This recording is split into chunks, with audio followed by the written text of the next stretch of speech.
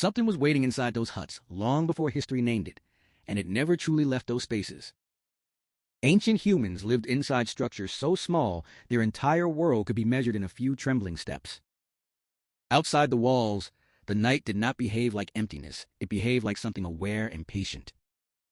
Every sound beyond the fire felt closer than it should have been, even when nothing was there. The huts were not designed for comfort. They were designed for survival against something they could not define.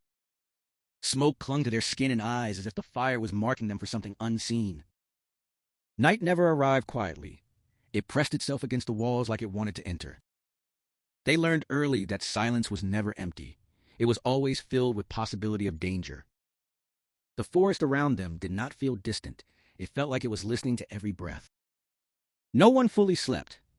They only paused their fear long enough for exhaustion to take control. The huts were built from branches that barely remembered being alive. Animal bones held up roofs that carried human fear like weight. Even the strongest beams looked temporary, as if the world refused to allow permanence. Every crack in the walls felt like an invitation for something to enter. Children learned to distinguish wind from something pretending to be wind. Fire was not warmth alone. It was the only agreement they had with darkness.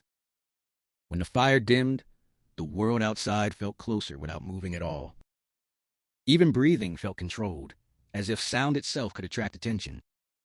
Every night became a test of whether the walls could still remember how to hold. They built no real doors because doors implied escape, and escape was not guaranteed. Outside, shapes moved between trees that nobody agreed were real or imagined. Fear filled the gaps that vision could not confirm. Sleep came in fragments broken by instincts older than language.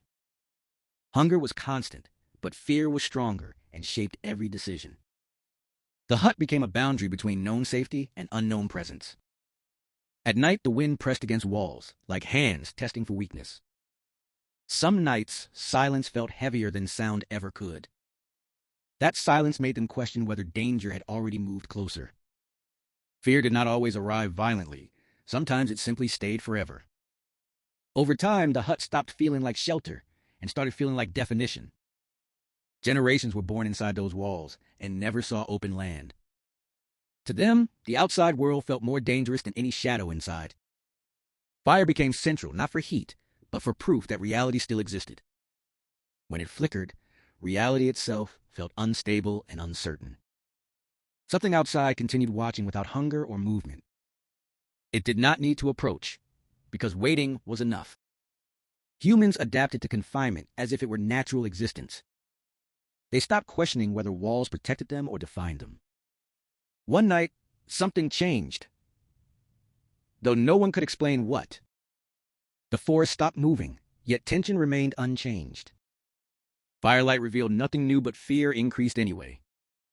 Fear had become so familiar, it no longer needed cause. It learned their routines, their breathing, their silence. And in learning them, it no longer needed the forest. One night, the walls cracked under pressure from nowhere visible. But nothing entered from outside, because nothing needed to. What emerged was already inside them. It was not a creature, but accumulated fear made real. Survival had been reshaping them without notice. The huts were never barriers against nature. They were classrooms where fear taught silently. Every generation learned the same lesson without words. Stay small, stay hidden, stay inside, and call it safety. Leaving became more terrifying than anything outside. Outside no longer meant freedom, but uncertainty.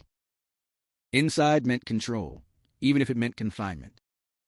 The mind adapted to fear of the world more than the world itself.